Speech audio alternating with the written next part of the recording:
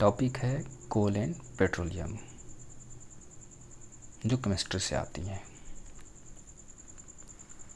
So now let's begin. Natural resources यानी कि प्राकृतिक संसाधन। Air, water, soil, forest and minerals are called natural resources, यानी इन सबों को नेचुरल रिसोर्सेस कहा जाता है। The man had been using this for a long time, और मनुष्य इन सबों को लंबे समय से यूज़ करता आ रहा है।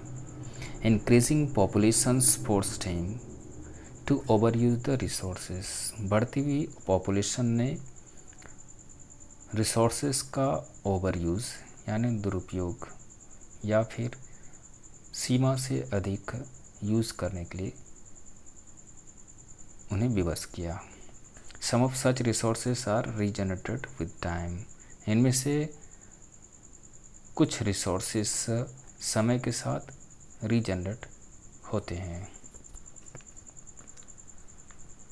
Depending upon the availability of various resources in nature, the natural resources can be broadly classified into inexhaustible natural resources and inexhaustible natural resources। यानी नेचर में विभिन्न रिसोर्सेस के अवेलेबिलिटी पर निर्भर करते हुए, यानी उसकी उपलब्धता पर निर्भर करते हुए नेचुरल रिसोर्सेस को मुख्य रूप से इनएग्जॉस्टेबल नेचुरल रिसोर्सेस और दूसरा एग्जॉस्टेबल नेचुरल रिसोर्सेस ग्रुप में बांटा जा सकता है। Now inexhaustible natural resources.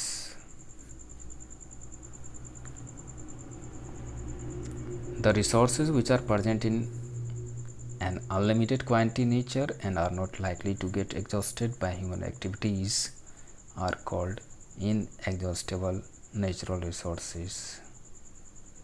यानी वैसे रिसोर्सेस जो नेचर में अनलिमिटेड क्वांटिटी में मौजूद हैं and are not likely to get exhausted by human activities, और ह्यूमन बॉडी के द्वारा एग्जॉस्ट नहीं होते हैं, are called inexhaustible natural resources. Example wind, water, sunlight, are inexhaustible natural resources. मतलब ये सभी ऐसे नेचुरल रिसोर्सेस हैं जो एग्जॉस्ट नहीं हो सकते हैं, यानी समाप्त नहीं हो सकते हैं।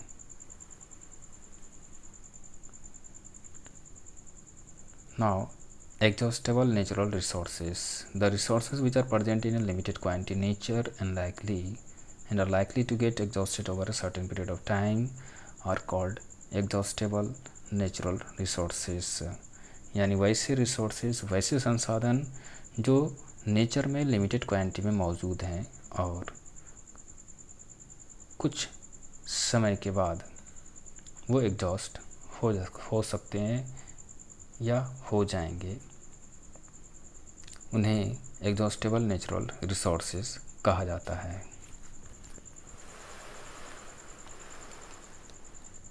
For example petroleum, coal, natural gas, forest, minerals, wild life are exhaustible natural resources. ये सभी एग्जॉस्टेबल नेचुरल रिसोर्सेज हैं, अर्थात एक समय के बाद ये सभी समाप्त हो जाएंगे। Now the minerals are the backbone of industry. Minerals industry का बैकबोन होते हैं, यानी रीढ़ की हड्डी होते हैं।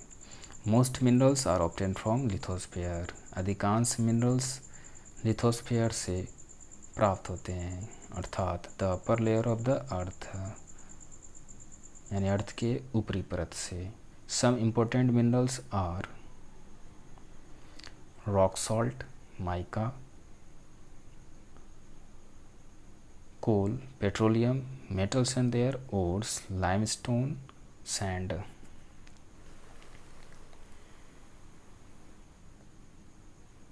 These minerals were formed due to very slow processes taking place inside the earth.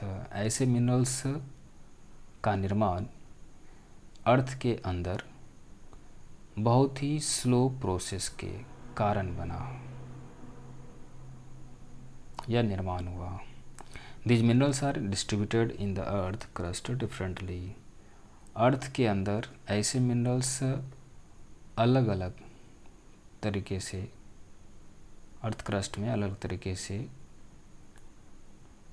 बटे हुए हैं। These minerals are mined from the earth and processed to obtain useful product।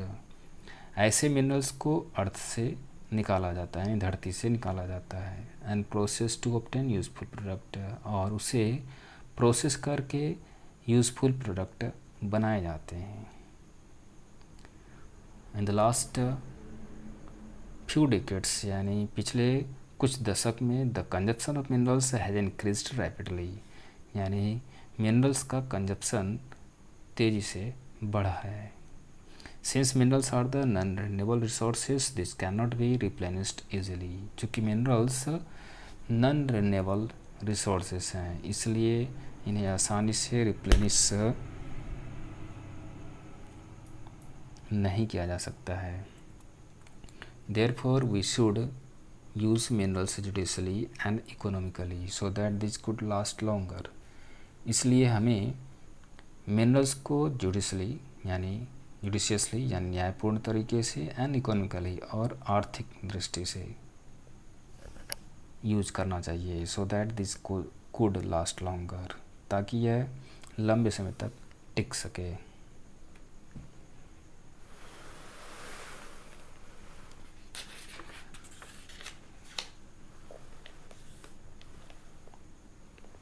Now Coal is one of the most important mineral and earliest used fossil fuels। It occurs at varying depth under the upper crust of the earth। यह अर्थ के अपर crust के नीचे अलग अलग गहराई में होते हैं। Coal beds generally contain large amount of methane. Coal beds में सामान्यतः बड़ी मात्रा में मीथेन होते हैं। In India coal deposits are found mainly in Jharkhand यानी झरिया, बोकारो, ओडिशा, मध्य प्रदेश एंड वेस्ट बंगाल यानी रानीगंज। इन सभी जगहों पर मुख्य रूप से कोल डिपॉजिट्स पाए जाते हैं। How is coal reformed? How is coal formed? Coal is found deep inside the earth in the form of coal beds। कोल अर्थ के अंदर कोल बेड्स के रूप में गहराई में पाए जाते हैं। कोल was formed by the anaerobic thermal degradation of the cellulosic material of big plants or trees which got buried inside the earth millions of years ago।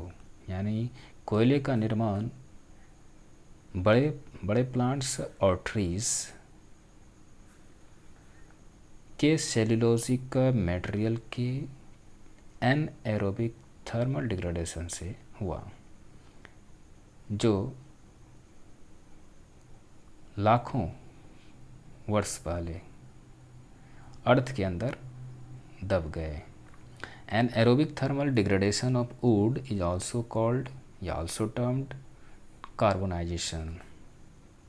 यानी वुड के एनएरोबिक थर्मल डिग्रेडेशन को कार्बोनाइजेशन भी कहा जाता है। Carbonisation is a slow process and may take thousands of years to take place. मतलब यह एक स्लो प्रोसेस है, धीमी प्रक्रिया है और इसमें हजारों साल लग सकते हैं। The slow conversion of wood into coal under the influence of high temperature, high pressure and in the absence of air is termed carbonization। इस प्रकार वुड का कोल में slow conversation high temperature, high pressure और air के absence में होना carbonisation कहलाता है। Wood under the effect of high temperature and pressure, यानी कि हाई टेम्परेचर और प्रेशर्स के इफेक्ट में and in the absence of air, और एयर के अब्सेंस में वुड कोयले में कन्वर्ट हो जाते हैं through a number of steps, यानी अनेक स्टेप से होकर, each step leading to N increased carbon content, जिसमें हर स्टेप के कारण कार्बन कंटेंट की वृद्धि होती है। Now the sequence of changes is wood, when wood is undergone heat and pressure, it convert into peat, and when it is exposed by heat and pressure, it converts into lignite, and when it goes under the effect of heat and pressure, it converts into bituminous coal, and when it undergoes the effect of heat and pressure, it converts into anthracite, yani bright black. Now common varieties of coal.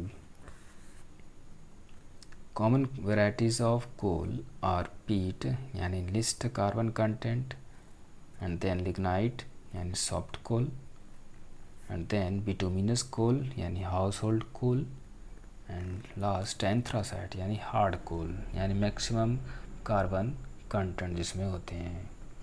The calorific value of coal depends upon its carbon content, यानी coal का calorific value इसका carbon content पर depend करती हैं. So the calorific value increases, इसलिए calorific value increase करती हैं going from wood to anthracites, wood से एंथ्रासाइड की तरफ जाने में ये इंक्रीज करती हैं. Now uses of coal.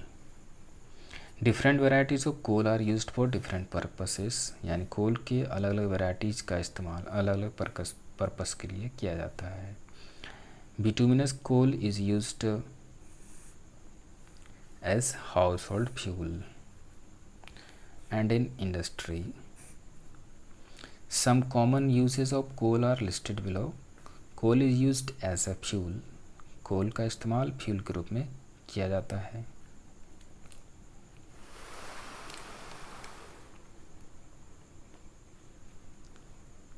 Coal is used for the manufacture of coke, coal tar and coal gas. इन सबों के निर्माण में किया जाता है. Coal gas is also used as a fuel. Coal gas का इस्तेमाल फ्यूल के रूप में भी किया जा सकता है या किया जाता है. Coal is used for the manufacture of synthetic petrol and synthetic material natural gas. Coal is used as a source of many organic compounds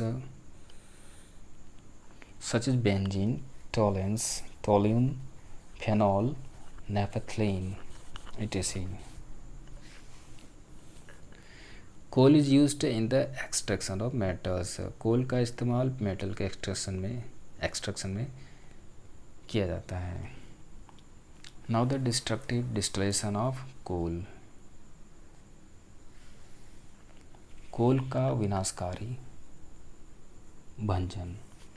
coal is not pure carbon. Coal pure carbon नहीं होते हैं. It is a mixture of a large number of complex organic compounds. ये complex organic compounds के बड़ी संख्या का mixture होता है.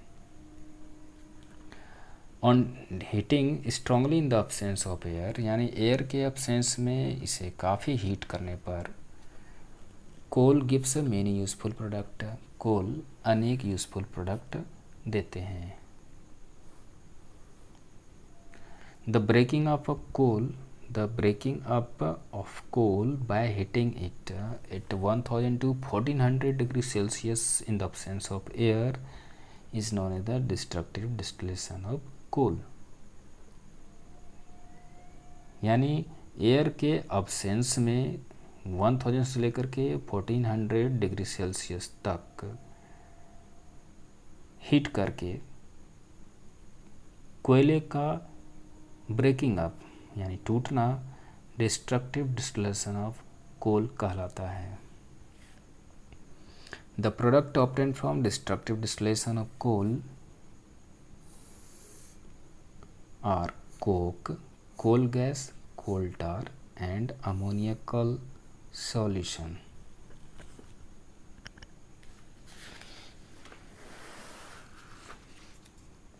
In a laboratory, the destructive distillation of coal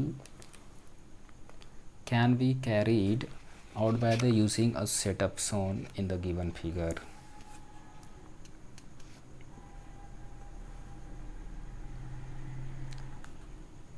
Now the coke. The grayish-black residue left after the destructive distillation of coal is called coke. यानी कि कोल के डिस्ट्रक्टिव डिस्टिलेशन के बाद बचे हुए ग्रेस ब्लैक अवशेष को कोक कहा जाता है। इट इज़ अबाउट 98% कार्बन या लगभग 98% कार्बन होता है। Coke is obtained from coal by removing moisture and other volatile matter from it, और अन्य वोलेटाइल मैटर को इससे रिमूव करके। Thus we call say coke equal to coal minus moisture plus volatile matter, यानी वैसे matter जो vaporise होकर के निकल सकते हो। Now usage of Coke. Some important use of coke are: coke is used as a domestic fuel, coke is used as a reducing agent in metallurgical process, and coke is used for producing fuel gases such as water gas and producer gas, यानी water gas CO2 plus S2 and producer gas CO2 plus N2. Coke is used for producing carbides such as calcium carbide, silicon carbide and aluminium carbide. इन सबों के निर्माण के लिए Coke का इस्तेमाल किया जाता है। Calcium and aluminium carbides are very useful and cheap raw materials for petrochemical industry. Silicon carbide is very hard and used as a abrasive. Now coal tar, the black tarry material obtained during the destructive distillation of coal is called coal tar. Coal tar is a highly viscous liquid, यानी काफ़ी श्यान द्रव होते हैं, यानी काफ़ी फिसलने वाले liquid होते हैं, with an unpleasant order. Actual composition of coal tar depends upon the variety of coal, यानी कोल टार का एक्चुअल कंपोजिशन कोल के वैरायटी पर डिपेंड करती हैं, and the temperature of distillation. Variety of coal and the temperature of distillation दोनों पर depend करती हैं। Coal tar is not a single compound. Coal tar is a mixture of about 200 different compounds of carbon, या लगभग 200 अलग अलग carbon के compounds का मिक्सचर होता है। Coal tar can be separated into many valuable product by fractional distillation. कोल टार को अनेक वैल्यूएबल प्रोडक्ट में सेपरेट किया जा सकता है by fractional distillation. Coal tar is a variable source of raw materials. Coal tar एक variable source of raw material है जिसका इस्तेमाल for manufacturing various substance like synthetic dyes and synthetic dyes बनाने के लिए, drugs, explosive, perfumes and many other useful organic compounds जैसे substance को बनाने के लिए किया जाता है। Now the coal gas. The gaseous product obtained by the destructive distillation of coal is called coal gas. यानी कि कोल के डिस्ट्रक्टिव डिस्टिलेशन के द्वारा ऑब्टेन गैसियस प्रोडक्ट को कोल गैस कहा जाता है. The main constituent of coal gas are hydrogen, methane and carbon monoxide. ये 3 मेन कंस्टिट्यूएंट हैं कोल गैस के, hydrogen, methane and carbon monoxide यानी CO. This gases burn to produce heat. और ये गैस जल करके हीट प्रोड्यूस करती हैं. This gases are combustible. और इसलिए ऐसे गैस कंबस्टेबल होते हैं यानी दहनशील होते हैं. Therefore the combustible components of coal gas are